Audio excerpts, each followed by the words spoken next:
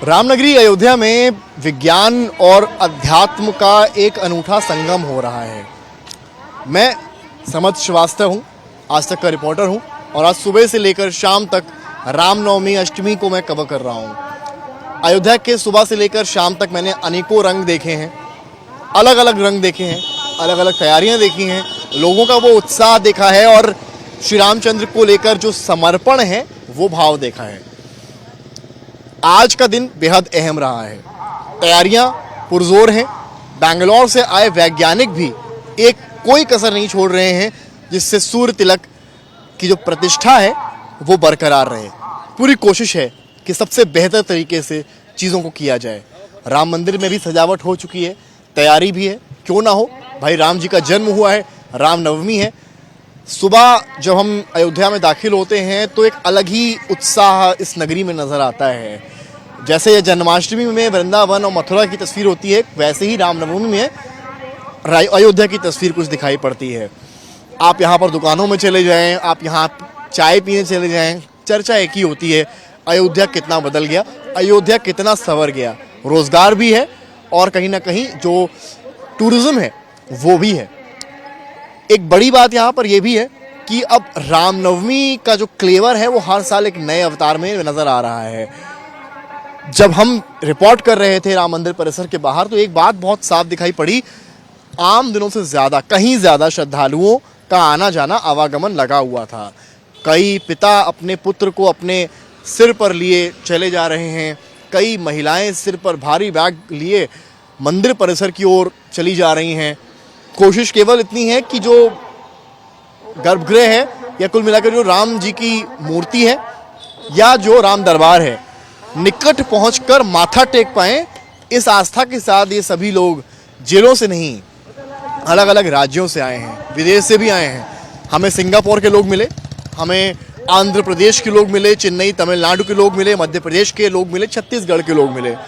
कई ऐसे भी लोग मिले जो ये प्लान कर आए थे कि हमें भाई रामनवमी पर रहना है, और कई ऐसे भी आए थे जो थोड़ा एक्स्ट्रा ट्रैवल का जो एक्सपीरियंस रखते हैं कि भाई रामनवमी में तो बहुत भीड़ हो जाएगी, एक दिन पहले ही राम जी के दर्शन कर लेते हैं, यानी कि नवमी, यानी कि आज आए हैं। तो जो फुटफॉल है, जो आवागमन दर्शकों का है, दर्शक तो गलत शब्द होगा, श्रद्धालुओं का है, वो बहुत बड़ा है। और यूजुअली जो प्रशासन जो मंदिर का है उसका ये दावा है कि कल एक तरीके से रिकॉर्ड फुटफॉल होने वाला है। तो अब देखना ये है कि जो सड़कें अभी से राम मंदिर परिसर के बाहर भरी भरी सी नज़र आ रही हैं, कल वहाँ पर क्या नज़ारा रहने वाला है। हालांकि पुलिस ने कोशिश की है, ट्रिपल लेयर सिक्योरिटी है और ट्रैफिक डाइवर्जन्स भी किए गए हैं। बताया जा रहा है कि कल काफ़ी पैदल चलना पड़ सकता है, 6 से 7 किलोमीटर भी पैदल चलना पड़ सकता है, क्योंकि गाड़ियों की एंट्री एक स्थान तक ही रहेगी, बहुत आगे गाड़ियों की एंट्री नहीं रहने वाली है।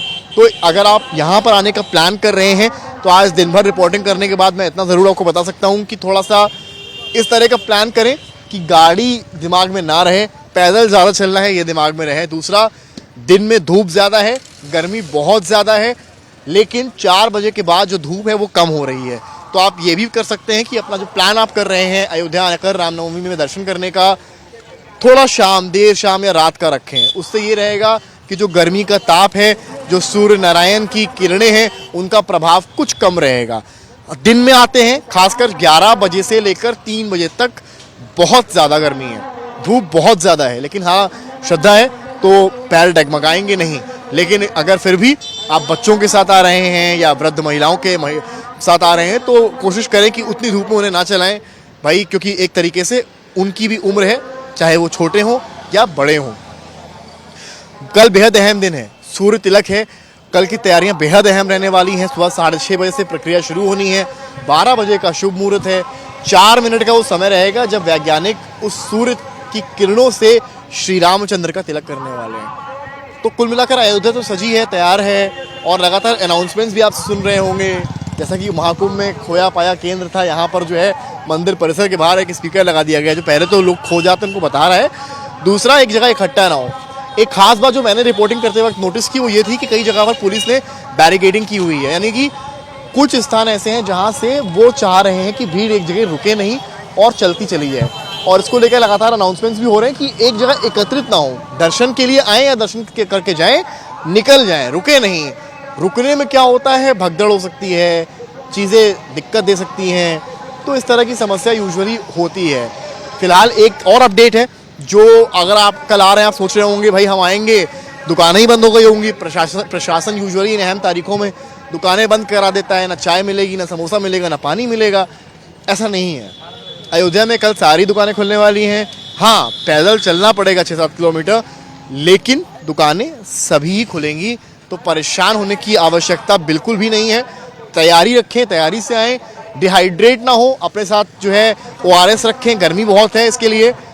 कुल मिलाकर तैयारी के साथ आएँ, पानी वगैरह पीते रहें, अच्छे से चल लेंगे, परेशानी नहीं होगी, दर्शन भी हो जाएंगे। और रामनवमी में जिस श्री रामचंद्र के आशीर्वाद, जिनके आशीर्वाद के लिए आप अयोध्या आना चाहते हैं, सुगमता से आकर उनके दर्शन प्राप्त कर पाएंगे। कैमरामैन गौरव के साथ समर्थ श्रीवास्तव, अयोध्या आज तक।